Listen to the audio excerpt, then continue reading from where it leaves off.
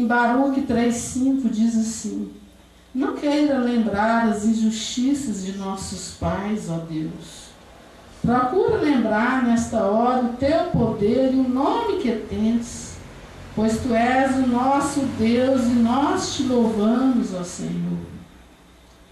Então, o que nós queremos? Nós queremos, que a nossa geração seja nova, que possa glorificar, louvar, adorar e agradecer a Deus. Nós precisamos começar a mudar. Nós vamos implorar a misericórdia do Senhor, porque nós já estamos chegando nos fins dos tempos. E o Senhor nos convida à conversão agora.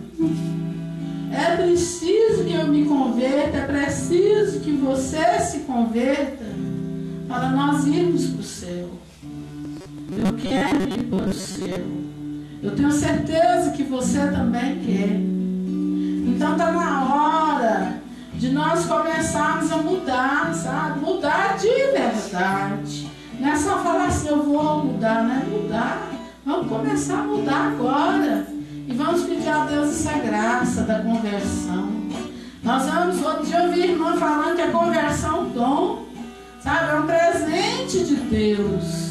Nós vamos pedir hoje, olha, já está iluminando.